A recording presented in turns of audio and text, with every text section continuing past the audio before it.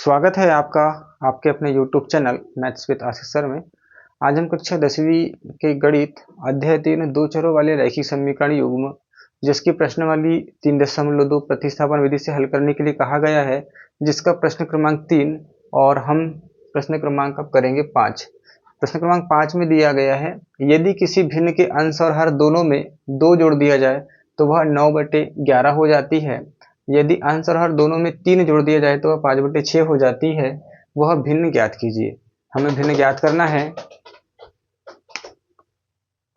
सबसे पहले हम हल करेंगे और मान लेते हैं कि भिन्न का जो अंश है, माना कि भिन्न का जो अंश है उसे हम x मान लेते हैं और हर को क्या मान लेते हैं y। तब हमारी जो भिन्न है वो क्या बन जाएगी, भिन्न बन जाएगी x/y।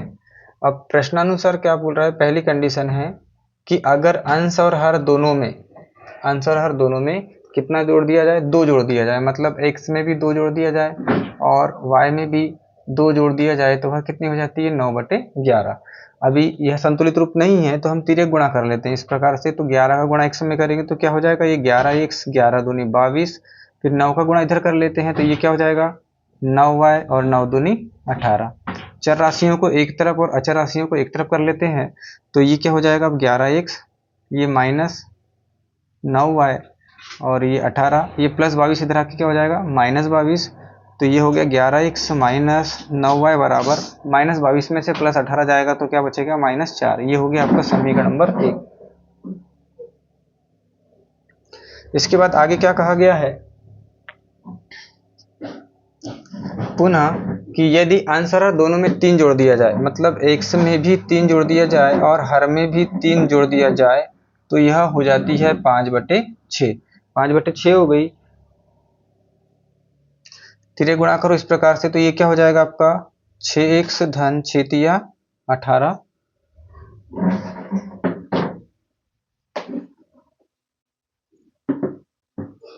छेदी 18 हो जाएगा, बराबर 5 का तिर्यक गुणा इस तरफ करो, ये हो जाएगा आपका 5y धन 5 15। अब यहाँ पर भी क्या कर लेना है, चर को एक तरफ और अचर को एक तरफ कर लेना है। तो ये क्या हो जाएगा आपका 6x माइनस 5y बराबर 15 और ये प्लस 18 इधर जाके क्या हो जाएगा, -18 हो जाएगा।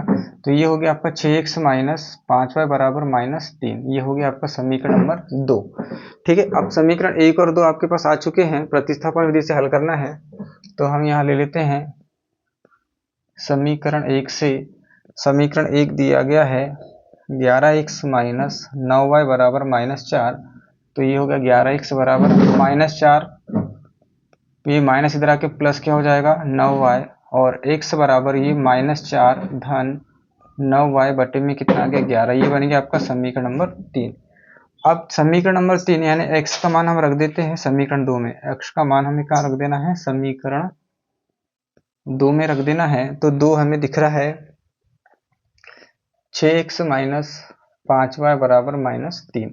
तो ये 6 हो जाएगा, x का मान हो गया आपके पास -4 धन 9y बटे 11 माइनस 5y बराबर -3।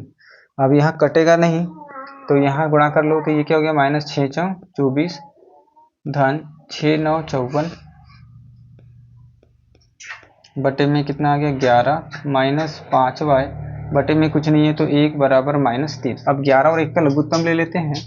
तो लघुत्तम क्या आएगा, 11 एकम 11, 11 से 11 कट गया तो ये हो गया -24 धन 54y माइनस 1 का भाग 11 बार 11 5 55y, कितना हो जाएगा ये 55y बराबर -3। अब यहाँ से देखो ये प्लस में और ये माइनस में है, ये हो गया -24, ये माइनस क्या आ गया y बराबर 11 का गुणा 3 में करेंगे तो -11 × 33। ये हो गया आपका -y बराबर -33 और ये +24 की पक्षांतर करने पर बन जाएगा। तो यहाँ से 13 में से 4 गए तो कितना आ गया, 9 और ये बड़ी संख्या माइनस में है, माइनस से माइनस कट जाएगा तो y बराबर आ गया आपके पास में 9। ठीक है, अब y का मान आप रख लो 3 में। y का मान कहाँ रख देना है हमें, समीकरण नंबर 3 में।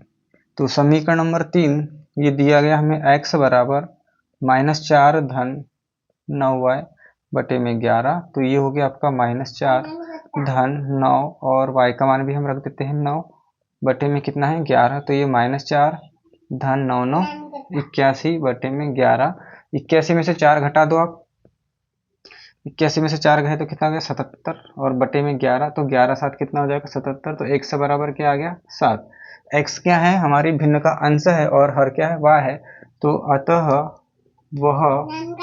अतः वह भिन्न जो बनेगी 7/9 है।